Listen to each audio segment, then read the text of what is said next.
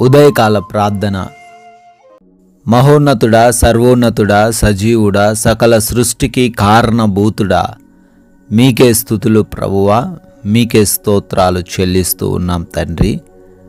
గడిచిన రాత్రి కాలమంతను అయా మీ యొక్క అగ్ని కంచెలో మా అందరిని భద్రపరిచి రక్షించి కాపాడిన దేవుడవు తండ్రి. అందును బట్టి కృతజ్ఞతలు. ఈ శుక్రవార కాల సమయంలో మా అందరినీ మీ పాద సన్నిధిన సజీవులుగా నిలవబెట్టుకున్నందుకు అయా ఈ విధంగా మరొకసారి ఉదయాన్నే మేమందరము ప్రార్థించుకునే అవకాశము మాకు దయచేసినందుకు కోట్లాది కోట్ల కృతజ్ఞతాస్తుతులు చెల్లిస్తూ ఉన్నాము తండ్రి.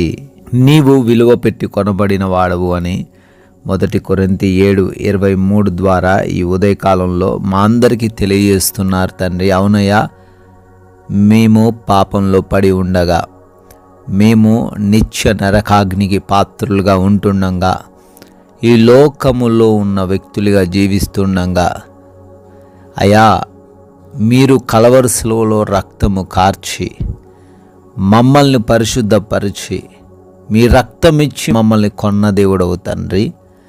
అయా అటువంటి విలువను మేము మర్చిపోయి, మీ బిడ్డలమని మర్చిపోయి ఈరోజు మరలా పాపము అనే దాస్యము కింద చిక్కుబడకుండా, ఎవ్వరికి దాసులముగా ఉండకుండా, ఏ విషయంలోనూ తప్పు చేసి మీ నామానికి అవమానం తెచ్చే విధంగా ఉండకుండా మాకు జ్ఞానాన్ని దయచేయండి.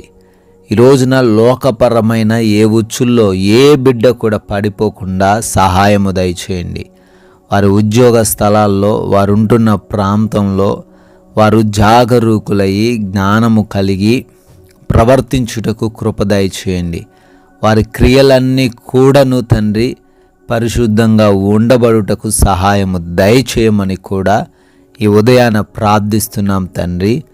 నాయనా అడుగుతున్నాము, ఈ రోజున మా పనులను దీవించండి, ఆశీర్వదించండి. అయా మేము చేస్తున్న ప్రతి ఒక్క పనిలో మేము నూరంతలుగా ఫలించే కృపను మాకు దయచేయండి. అదేవిధంగా నాయనా ఆగిపోయిన పనులు కూడా ఈరోజు పునరుద్ధరించబడుటకు సహాయము దయచేయండి. నూతన కార్యక్రమములు ప్రారంభిస్తూ ఉండగా మీరే తండ్రి ప్రతి బిడ్డకు తోడై ఉండి వాటన్నిటిని సఫలపరచండి. అదేవిధంగా బిడ్డలు ప్రయాణాలు చేస్తూ ఉన్నారు, వెళుతున్నా వస్తూ ఉన్న ప్రతి మార్గంలోనూ తండ్రి మీ యొక్క రక్షణ కవచమును దయచేయండి. అపాయము, ప్రమాదములు ఏవినూ ఎవ్వరికీ జరగకుండా సురక్షితముగా వారి వారి గమ్యస్థానాలకు మీరే చేర్చండి నాయన. అదేవిధంగా ఈ రోజున మాలో ఉన్న ఏ ఒక్కరికి కూడా ఎటువంటి లోటు లేకుండా, ఎటువంటి లేమి లేకుండా ప్రతి ఒక్కరిని తండ్రి సమృద్ధినిచ్చి పోషించమని అడుగుతున్నాము. అయ్యా మంచి ఆరోగ్యం దయచేయండి, అప్పుల్లో నుంచి విడుదల దయచేయండి, కృప అనుగ్రహించండి తండ్రి. అయా ఎగ్జామ్స్కి, ఇంటర్వ్యూస్కి వెళ్తున్నారు నాయన, బిడ్డలకు మంచి జ్ఞానం దయచేయండి. చదివినవి అన్నీ కూడా జ్ఞాపకం ఉండే కృప అనుగ్రహించండి తండ్రి. అదేవిధంగా హాస్పిటల్స్కి వెళ్తున్నారు, వారి రిపోర్ట్స్ల్లో, వారి చెకప్స్ల్లో, వారి డెలివరీస్, ఆపరేషన్స్లో తండ్రి మీరు తోడై ఉండమని అడుగుతున్నాం ప్రభువా. బిడ్డలు గృహాల్లో ఒంటరిగా ఉంటున్నారయ్యా, వారికి ఏ హాని కూడా జరగకుండా కాపాడమని అడుగుతున్నాం తండ్రి.